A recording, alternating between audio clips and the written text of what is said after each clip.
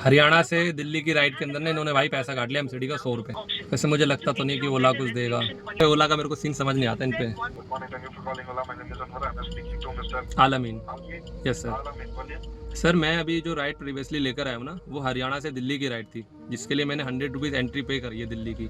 But मैंने जब ride close करी तो उसमें मेरे को 100 रुपीज़ एमसीडी नहीं मिला सर। वहाँ पे छात्र दिक्कत गिरे क्योंकि अपना जीपीएस कैप्चर नहीं हुआ है और जब पिकअप लोकेशन पे जा रहे थे ओला रास्ता फॉलो नहीं किया, घुमा के लेके जाके फिर ओला रास्ता फॉलो किया। नहीं, ओला के अंदर जो एक ही रास्ता है यहाँ तक आने के लिए, वही वाला फॉलो किया था जो रास्ता है। जी जी है, लेकिन पिकअप लोकेशन में आप उधर से बाजू जो गली था ना, लोकेशन बोल के वो गली से जाके दोबारा से यू टर्न करके आके आप मेन रोड पे जा चुके हैं। करके एक बार आप कोशिश कीजिए सेंसर यूज कीजिए। नहीं, आपका वो जो लोकेशन था ना, उनका ड्रॉप लोकेशन, वो कस्टमर का जो था, जो उसने पुट किया था, उससे 2 गली आगे का था। तो मैं वहीं पे, उसका 2 गली आगे उसने लोकेशन था, तो वो वहीं उतरा, मैंने वहीं पे उसको एक वो करा, फिर स्वाइप करा अपना, तब जाके वो हुआ। इसमें दिखा रहा था कि 265 समथिंग का अमाउंट था, लेकिन वो 100 रुपीज़ तो एमसीडी मैंने पे किया है, वो नहीं हुआ। तो उसका आप टिकट रेस कर दीजिए।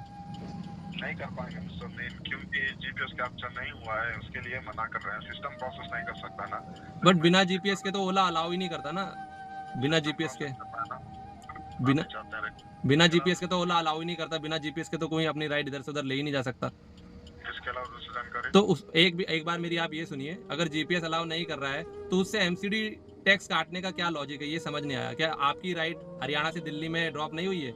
हरियाणा से राइड पिक हुई है और दिल्ली में ड्रॉप हुई है, तो वो 100 रुपीज़ एमसीडी क्यों काटा गया है, वो मैं पूछ रहा हूँ।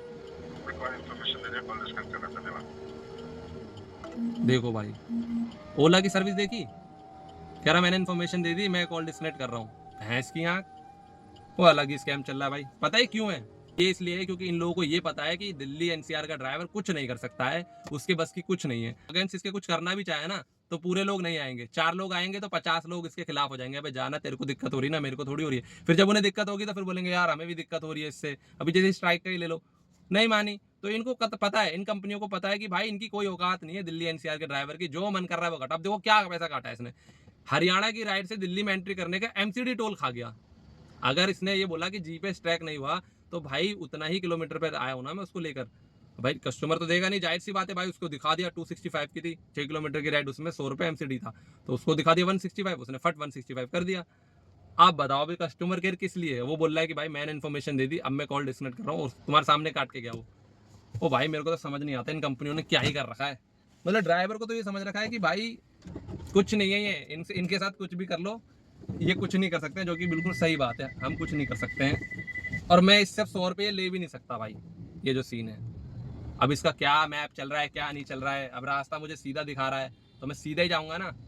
पहली बात तो गूगल से भी टाइप कर रखा है, इसमें भी नहीं, ये नहीं पता कि मेरा रास्ता कौन सा कहाँ से जा रहा है, कुछ भी काट देते हैं भाई। 150 रुपये कम कर लेता, 100 रुपये की एमसीडी खा गया पूरी। बताओ क्या फायदा हुआ यार राइड में। मेरा तो पास लगा हुआ है ना एमसीडी का, वो तो भाई कस्टमर के मजे आ गए, 100 रुपये बच गए उसके। हाथ धो रखे।